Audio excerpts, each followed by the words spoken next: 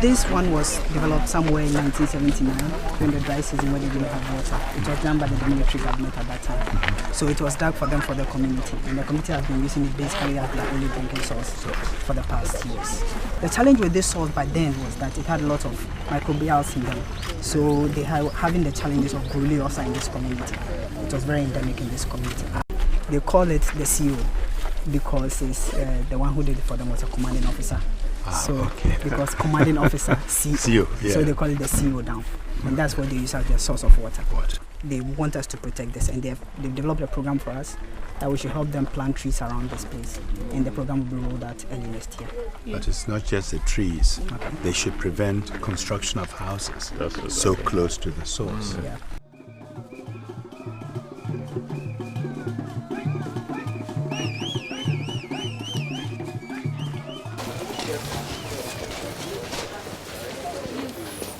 To the source. Yes. So from the source, water is pumped into the black tanks. We have a capacity of 2,800 liters of that. But before the filtration process, we have something we call pre-filtration stage, which at that stage we coagulate the water with alum to settle every suspended solids in the water. So from there, can we please go inside? Sure. In this room, we have different stages of filtration. The water is pumped into the very first tank there. That's called the sand filter. In that tank, we have layers of filter media, basically gravels and fine sand. The water is passed through it rapidly with pressure. From there, is being pumped to the activated carbon filter. Basically what we use this filter to take care of is if there are any unwanted odor, taste, and other volatile organic compounds in the water. From there, it moves to the UV filtration. So after the UV filtration, we have this small tank here. That's called the transfer tank. Basically what this tank does is, one, to observe the water that has been treated, to see if the odor is gone, the taste is gone, and if it's clear enough. So from here, the water is pumped to the storage. We have 5 storage, yes, 5,000 liter storage up here.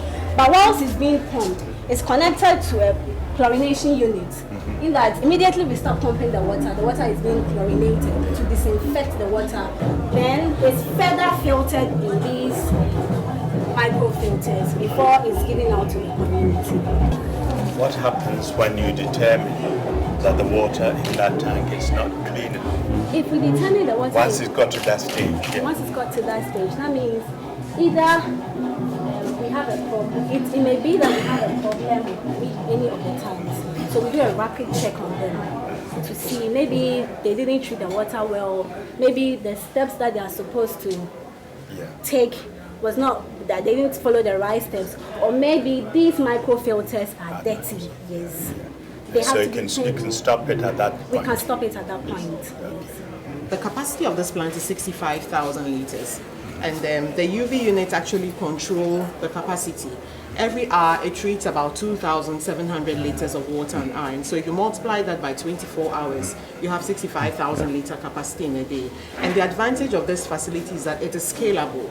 So if in 5 years' time, the Bay Area community grows, probably population doubles, we can increase the capacity of the UV, expand the systems, and we can still provide water for them, rather than probably pulling down the structure to provide them with water. How do you increase the source?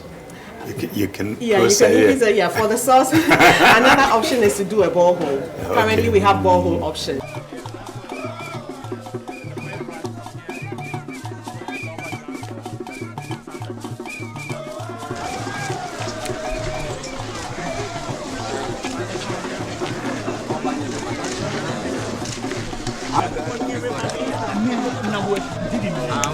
It's wonderful to be here with you this morning because we all believe so much in safe water. And I was so happy to meet with all the women and seeing all the children here because I know how important safe water is for you and for the children. To see the children grow up healthy and well And thank you, wonderful children, showing us in your play about the importance of keeping your home clean. So thank you, everybody.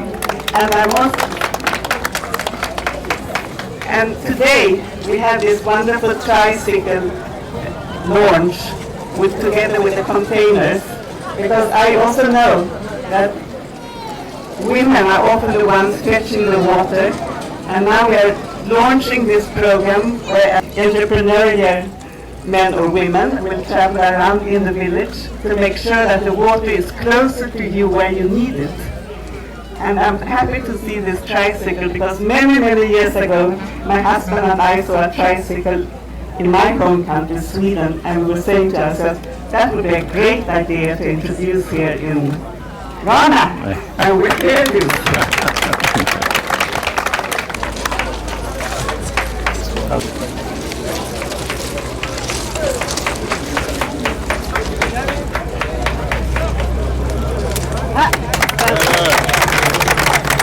Thank you very much.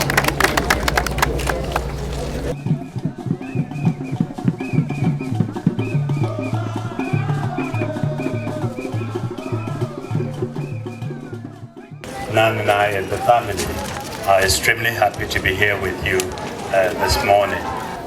Water is important. Water is life. Water is health. And it is really wonderful to see this kind of work Safe Water Network is doing. In fact, as you heard, it's my wife who is a water activist. I'm here in support. But let me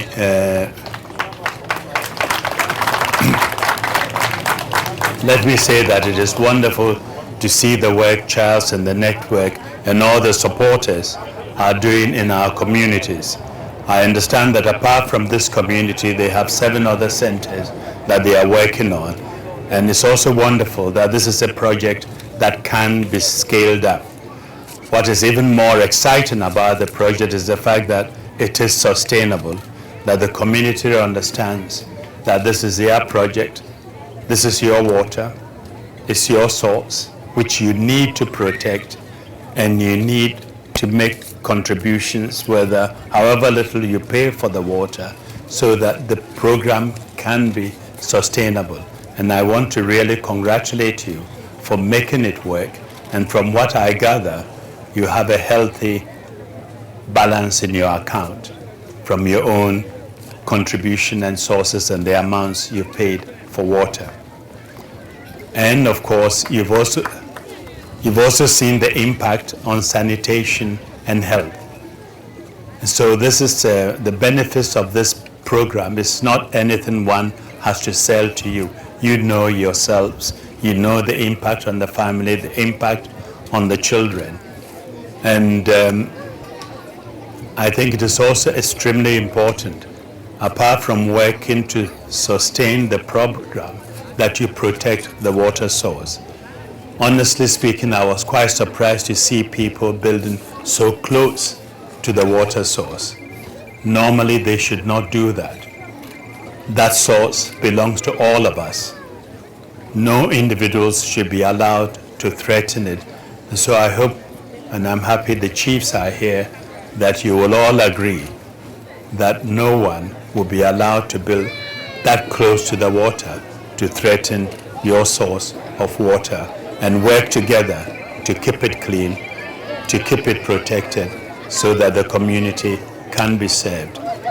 And if you're able to provide clean water, your community would also prosper. You need it for your health and you need it for farming.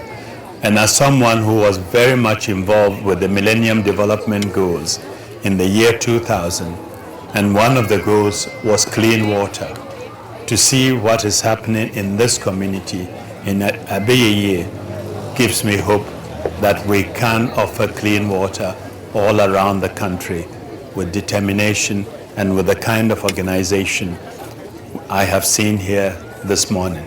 So congratulations and keep it up. Thank you very much.